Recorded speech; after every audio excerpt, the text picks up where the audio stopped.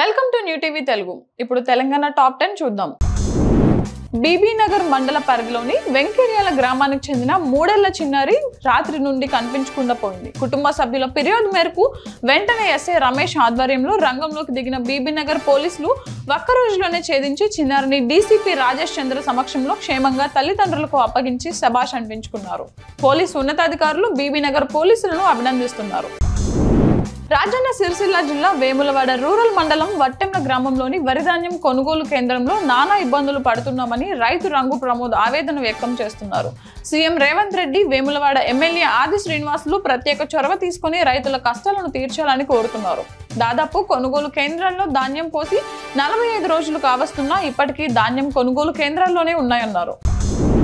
Seeds and fertilisers దుకాణ సముదాయదారులు నకిలీ విత్తనాలు, ఎరువులను విక్రయించినట్లయితే క్రిమినల్ కేసులను నమోదు చేస్తామని నిజామాబాద్ జిల్లా కలెక్టర్ రాజీవ్ గాంధీ హనుమంతు హెచ్చరించారు.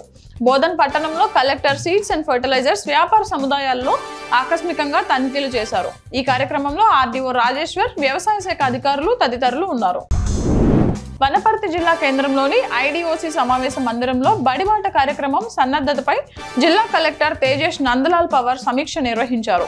ఈ సందర్భంగా ఆయన మాట్లాడుతూ జిల్లాలో 2024 విద్యా సంవత్సరంలో 100% విద్యార్థుల నమోదు జరగాలని, ఈ విద్యా సంవత్సరంలో ఏ ఒక్క బడిఈడు పిల్లలు బడి బయట లేకుండా చూడాలని అధికారులను ఆదేశించారు. విద్యా హక్కు చట్టం ప్రకారం ప్రతి ఒక్కరూ చదువుకోవాలని సూచించారు. మంత్రి జూపల్లి కృష్ణారావు సహకారంతో కొల్లాపూర్లో ప్రజల సమస్యలు పరిష్కరిస్తూ అభివృద్ధి పదంలో ముందుకెళ్తున్నామని నూతనంగా ఎన్నికైన మున్సిపాలిటీ చైర్పర్సన్ మేకల రమ్య తెలిపారు. పుర చైర్పర్సన్ గా రమ్య ప్రమాణ స్వీకారం చేశారు.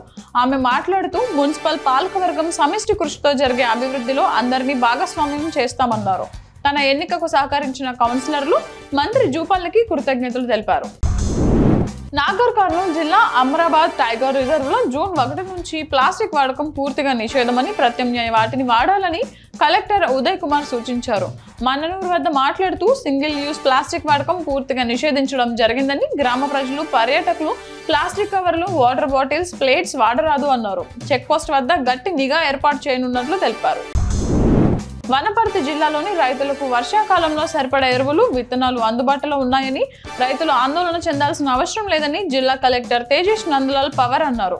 కొత్తకోట, ఆత్మకూరు మండలాల్లోని పలు ఫర్టిలైజర్ షాపులను ఆకస్మికంగా తనిఖీ చేసి ఎరువులు, విత్తనాల నిల్వల గురించి అడిగి తెలుసుకున్నారు. నకిలీ విత్తనాలు విక్రయిస్తే కఠిన చర్యలు ఉంటాయని షాపుల యజమానులను హెచ్చరించారు. సంగారెడ్డి పట్టణంలోని బైపాస్ రహదారిలో 2 కోట్ల రూపాయలతో నిర్మిస్తున్న సమీకృత మార్కెట్ సముదాయం పనులు అసంపూర్తిగా నిలిచిపోయాయి. 3 ఏళ్ల క్రితం అప్పటి మున్సిపల్ శాఖ మంత్రి కేటీఆర్ మార్కెట్ సముదాయం పనులకు శంకుస్థాపన చేశారు. స్లాబ్ వర్క్ పూర్తి చేసి పనులను నిలిపివేశారు. సమీకృత మార్కెట్ పనులను ప్రారంభించి పూర్తి చేసేలా అధికారులు చర్యలు తీసుకోవాలని ప్రజలు కోరుతున్నారు. సంగారెడ్డి పట్టణం బైపాస్ రహదారిలోని బాలాజీ హరిహర క్షేత్రంలోని శ్రీ వెంకటేశ్వర స్వామి ఆలయంలో ప్రత్యేక పూజా కార్యక్రమాలు నిర్వహించారు. ఉదయం స్వామివారికి పంచామృతాలతో ప్రత్యేక అభిషేక కార్యక్రమాలను చేశారు. ఆలయంలో స్వామివారికి మహాపూజ కార్యక్రమాన్ని నిర్వహించారు. భక్తులు అధిక సంఖ్యలో స్వామిని దర్శించుకున్నారు. బహిరంగ ప్రదేశంలో చెత్త వేయకుండా నగర ప్రజలకు జీహెచ్ఎంసీ అధికారులు వినూత్న రీతిలో అవగాహన కల్పిస్తున్నారు. జీహెచ్ఎంసీ సర్కిల్ 18 ఫిలిం నగర్ కొత్త చెరువు దగ్గర మెడికల్ ఆఫీసర్ కెఎస్ రవికుమార్ ఆధ్వర్యంలో పారిశుద్ధ్య సిబ్బంది ఆటపాటలతో జీవీపీ పాయింట్లు, ఎలివేషన్ కార్యక్రమం చేపట్టారు. కొత్త తరహాలో ప్రజలు రోడ్డు మీద చెత్త వేయొద్దని విజ్ఞప్తి చేశారు. నగరాన్ని పరిశుభ్రంగా ఉంచేందుకు సహకరించాలన్నారు.